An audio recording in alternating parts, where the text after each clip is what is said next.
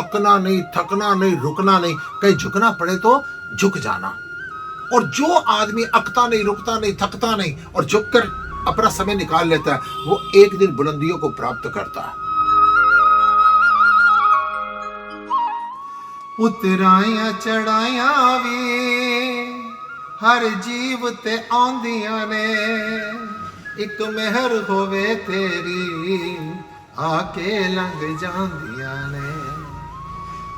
प्यारी साध संगत जी, ऐसा कौन सा जीव है, ऐसा कौन सा संत है, पीर पैगंबर है, भगवान श्री रामचंद्र है, श्री कृष्ण है, श्री राज माता जी का जीवन है, बड़े बड़े व्यवसायियों का जीवन है, बड़े बड़े राजनेताओं का जीवन है, किसके जीवन में डाउनफॉल नहीं आया, किसके जीवन में संघर्ष नहीं हुआ? तो मैं आपसे कहूंगा, जीवन में कभी भी हताश ना होना, निराश मत होना, कभी भी उदासी को अपने ऊपर हावी मत होने देना। हताश, निराश, उदासी के जीवन में कभी ये मत सोच लेना अब मैं थक गया हूं, मैं काम कर करके अक गया हूं, अब मैं रुक जाऊंगा। अकना नहीं, थकना नहीं, रुकना नहीं, कहीं झुकना पड़े तो झुक जाना। और जो आदमी अकता नहीं, रुकता नहीं, थकता नहीं और झुककर अपना समय निकाल लेता है, वो एक दिन बुलंदियों को प्राप्त करता है। भगवान श्री रामचंद्र के जीवन से देखो, जिन्हों राज सवेरे मिलना से एक रात दे विच वो फकीर गया है। और भगवान श्री कृष्ण को देखो, चोरी का इल्जाम उन पर लगा। हमारे देश के स्वर्गीय राष्ट्रपति अब्दुल कलाम आजाद जी, कहा जाता है जवानी में अब्दुल कलाम जी की आर्थिक स्थिति बहुत खराब थी और ये मद्रास रहते थे। एक बार इनको पता चला कि उत्तराखंड में देहरादून में एयरफोर्स की कोई नौकरी निकली है। इन्होंने अपनी बहन से चर्चा की।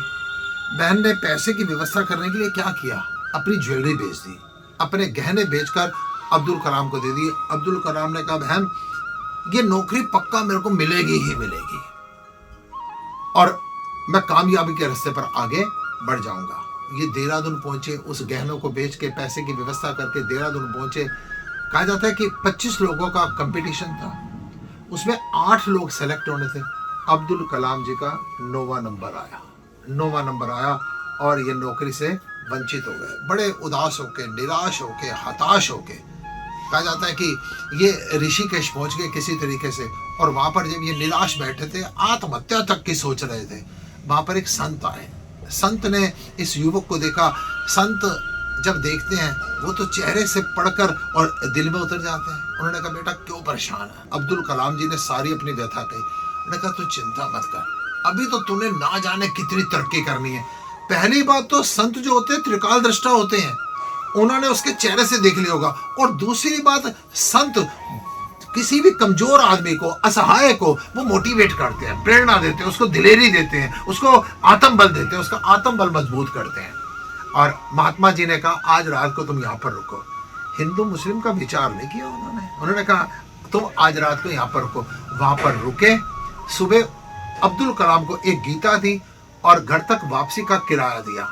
अब्दुल कलाम जी वापस चले गए और वो पूरे विश्व प्रसिद्ध, पूरा संघर्ष करने के बाद विश्व प्रसिद्ध मिसाइल मैन बने और हिंदुस्तान के महामहिम राष्ट्रपति बने।